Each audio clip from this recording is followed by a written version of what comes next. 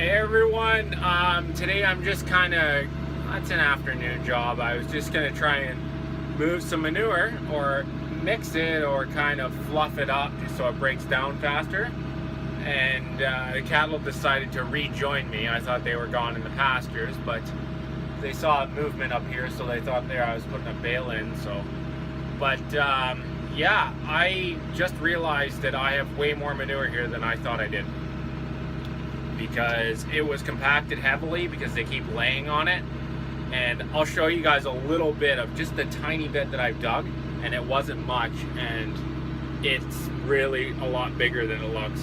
So where that cow is, it's a bit deceiving. Well, see how flat that is? That's all compacted.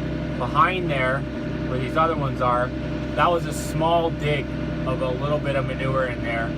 And I was trying to take these strings out, and I could not believe how much pack is on there. So there's a lot of manure in there.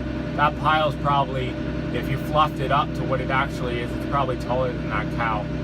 So I'm gonna keep digging this up and trying to get them so that it's at least somewhat decent. Actually, I might put a bale out just to distract them, because that's what they're looking for. They're all pissy because there's no bale out, so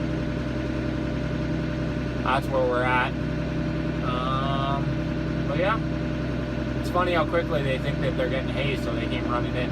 They have 40 acres. They should need hay in October, but I guess the grass is starting to go more bad, so I'll see if I can fling one in at them.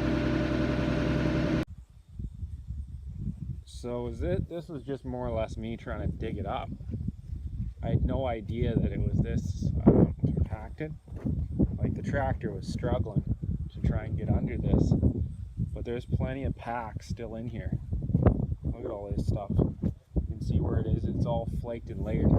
This pile is going to be 3 times the size it looks, which means I have a lot more manure here than I anticipated.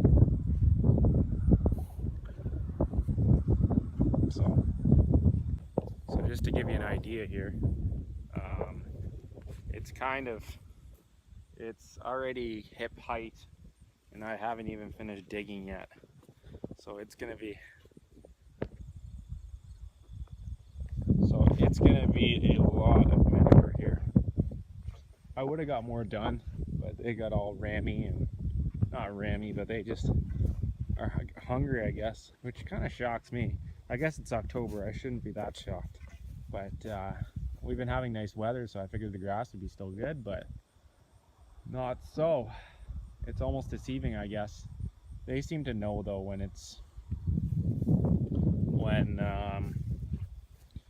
the nutrition's going out of the grass, because you can tell the feeder was emptied in a couple days and they were ready to go. The second I started the tractor up, they were a field away and they were not doing anything except getting hay, because that was what they wanted.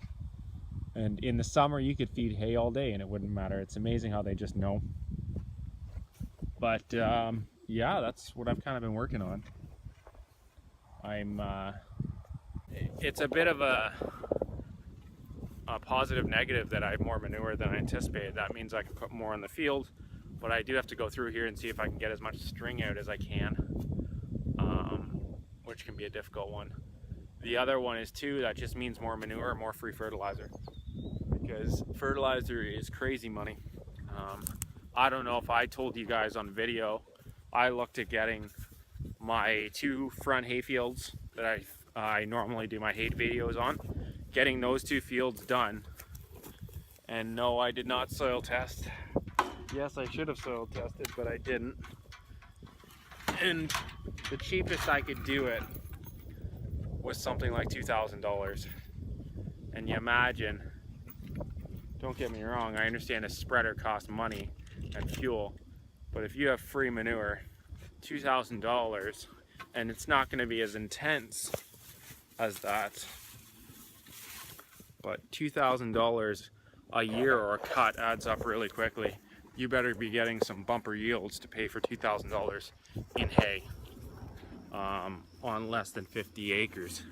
It just it's a difficult one. The other problem is even if I was to lay down the artificial fertilizer like I'd like to, I have clay, so it's not really gonna work well in clay unless it gets aerated to turn it to clay loam or loosened up. It's just going to sit and it won't be allowed the nutrients to go between the roots. So I like manure because it kind of goes in with the rain nicely, and it's kind of a natural product. So as much as a manure spreader is going to cost me some money, I think it is the way to go in the long run.